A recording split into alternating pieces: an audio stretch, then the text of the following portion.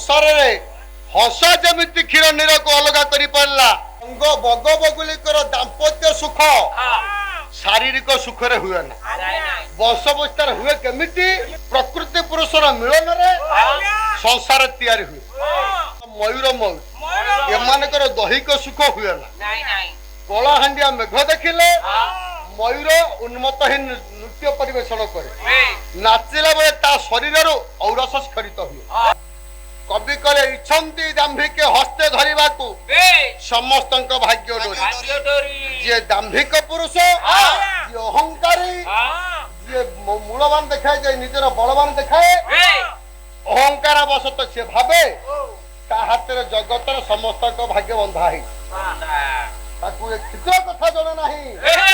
निज भाग्य डोरे काल हस्ते बंधा पकांती हेले पासरी भाग्य चक्र समस्त बंधा है का भाग्यर कोच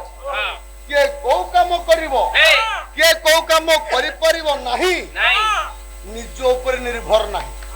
जने होची कर्ता ता इच्छा अनुसार समस्त कार्य विहित है समस्त भाग्य ता हाथ रे बंधा हेछि रे गुणग्राही विवेक पंडित महोदय छोटिया कथा किए कहूची ए पुओ ओडिशार वरेण्य प्रतिभा अभिमन्यु सामंत सिंहार सुंदर वार्ताटी देछन कहले संसार रे किए को कार्य करिवो किए को काम करिया पई योग्य जनक ऊपर निर्भर से होची किए ना भगवान कर इच्छा भगवत इच्छा न हेले किए को काम करि पारे तोरा क्षीर नीर भेद ये हंस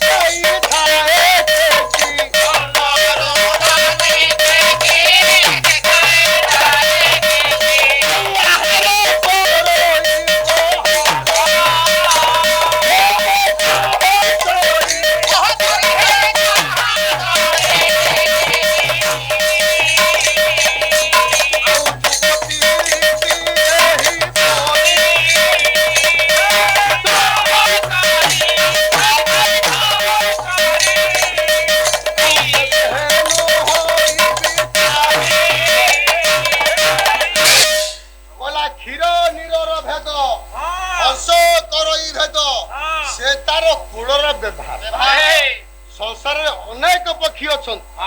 अनेक जीव अच्छा जदि क्षीर सहित पानी की मिसी थाए ताको संसार रे जणे केवल अलग करि परिबो से होची हंस हे ज्ञानी गुणी विवेक पंडित महोदय आपण चिंता करंतु आपण के मन रे प्रश्न उठिबो संसार रे एते जीव थाउ थाउ हंस काहे के अलग कला आउ कई काहे करी अलग करि पल्लेनी से विचारटा आपण मन के निश्चित करो आउ गोटे छंद कवि हेले भंज कवि सम्राट उपेन्द्र भंज लावण्यवती कहले देखे नलिका ये कालिका मालिका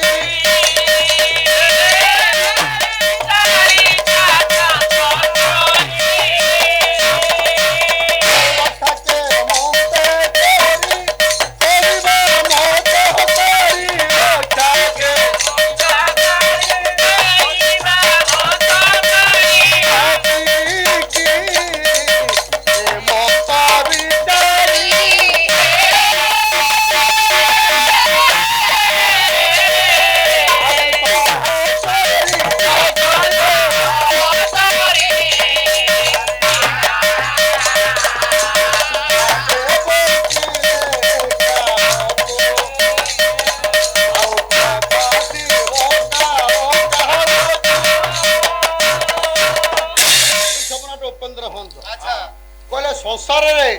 हस जमिति क्षीर नीर को अलग कर पारा आउ कई करि पल्लिनी तार उत्तर जहा संसार में आउ दुईटा पक्षी अछन गोटे होचे बग बगुली आउ गोटे होचे बेंग बेंगुली बग बगुली कर दाम्पत्य सुख शारीरिक सुख रे हुए ना वंशवस्थार हुए केमिति ना कलाहांडिया बादल जेते उंकी मारुथबो बग बगुली पंक्ति पंक्ति हे उड़ुथि जेते बळे आकाश रे बिजुली चक्री मार देबो बग देहरो औरस खरित है बगुली ताको खंड उड़ा दे के खाई सी हुए संतान रा मा आउ बेंग बेंगुली कर वंशवस्थार हुए केमिति ना शारीरिक सुख होई परना मुहरे संभोग हुए देखो हे ज्ञानी विवेक महोदय हंस क्षीरनेर अलगा कला बेंग बेंगुली मुहरे दाम्पत्य सुख हला आउ बग बगुली औरस क्षयित है बेंगुली ताको भांग उड़ा दे खाई से गर्भधारिणी संसार रे जेते जीव जंतु अछन समस्त स्वामी स्त्री मिलन रे परिवार गढ़ार हुए प्रकृति पुरुषर मिलन रे संसार तैयारी हुए किंतु एमिति गोटे जीव अछन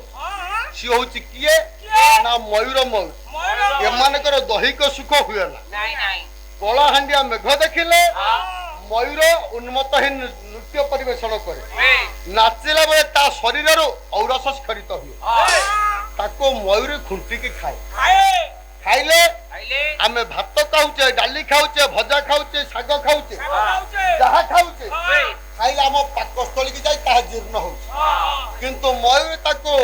मयूर रस स्खलित हेतिबा व्रत को खुंटी के खाइले मध्य से पाकस्थल के जाई के हजम न होई से गर्भाशय को जाउ मयूरी होउचे संतानर मां ये जहा खाऊची से जीर्ण नहीं पाकस्थली को न जाई से गर्भाशय को जाउ मयूरी होउची संतानर मां गाढ़ अंधकार जंगल भितरे निकांचन स्थान रे निज थंटरे माटी खोली सेठी अंडा देई था सब पक्षी माने निर्जला उपवास रही 21 दिन उष्मता प्रदान करी अंडार छुआ सृष्टि करन आउ सब पक्षी मान छुआ माने सृष्टि हेले मां चंचुरे अधर खाई से माने जीवन बितान किंतु कवि अभिमन्युकर लेखानुसार मयूर मयूरकर तो दैहिक सुख नाही संसार हुए उत्पत्ति केमिति ना मयूर जो औरस क्षरित करि थाए ताको मयूर खुंटी के खाए गाढ़ जंगल भितरे अंधारे जंगल भितरे माटी खोली सेठी अंडा देई जंगल काठी कुटा पत्र इत्यादि तापर घोड़े दिए सब पक्षी माने 21 दिन रे जते बेले अंडार छुआ फुटी थाए मयूर रे 21 दिन छुआ फुटे ना 3 मास समय लागे अंडा दे के काठी कुटा घोड़े देई मयूर से स्थान थे अन्य दिग को चली जाए जो दिन 3 मास परिपूर्ण हम पक्षी हेले मध्य गणना भूल करे ना जो दिन 3 मास परिपूर्ण हम से दिन मयूर सुदूर गोटे नाग साप टे धर ए नाग साप टी धरी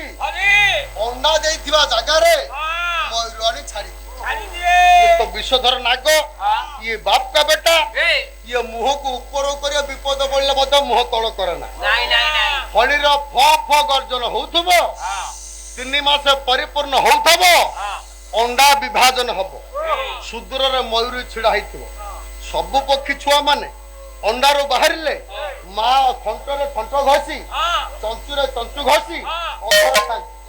जदि मयूर छुआ मयूर पाख को चंचुरे चंचु घसी अधर खाइबा को आसे मयूरी जानिबा एटा मो संतान नहो एटा मोर अवैध संतान से क्रोधानुत है ये चंचुरे चंचु बाड़ीबा परिवर्ते सेठी थंट बाड़ी मारी देबो सेठी बापा थाओ मां थाओ जे थाओ ना काहेकि कहा को खातिर न करी जदि विषधर फड़िबा को चली आसे ताको थंट पकई छोट छोट चंचुरे छोट छोट पादरे दौड़ी आसे चंचु बड़े फणी के आहार भावे लंफ दिए ଯୋଉଠି ମୟୂର ଉନ୍ମତ୍ତ ନାଚ ହୁଏ ଜାଣିବ ମୋର ଆଜି ଉତ୍ତରଦାୟକ ଆଜି ବାହାରକୁ ଆସିଛି ରେ। ହେ ଜ୍ଞାନୀ ମଣ୍ଡଳୀ, କହିବାର ଉଦ୍ଦେଶ୍ୟ ହଂସ ଯେମିତି କ୍ଷୀରକୁ ନୀରକୁ ଅଲଗା କଲା ଆଉ କେହି କରିପାରିଲେନି। ତାର ଉତ୍ତର ଯାହା, ମୟୂର ଛୁଆ ତ ଅଣ୍ଡା ଭିତରେ ଥିଲା, ସେ ତ ତାକୁ ବାପା ଦେଖିନି, ମା ଦେଖିନି, ସାମାଜିକ ଶିକ୍ଷା ପାଇନି, ପରିବେଶରୁ ଶିଖିନି, ତାହେଲେ ସେ କେମିତି ଜାଣିଲା ନା ସାପ ତାର ଆହାର? ନା ଉତ୍ତରଟା ହଉଛି ସେଇଆ। କ୍ଷୀର ନୀରକୁ ଅଲଗା କରି ହଂସ ଆଉ କେହି କରିପାରିଲେନି। ତା ଉତ୍ତର ଯାହା, ମୟୂର ଛୁଆ ଅଣ୍ଡାରୁ ବାହାରି ତାର ଖାଦ୍ୟ ସାପ, ତାର ଉତ୍ତର ହଉଛି ସେଇଆ। ଏ କଥା କହିବାର କାରଣ ନା ଇଚ୍ଛନ୍ତି ଦାମ୍ଭିକେ ହସ୍ତେ ଧରିବାକୁ ସମସ୍ତଙ୍କ ଭାଗ୍ୟ ଭାଗ୍ୟ ଡୋରି,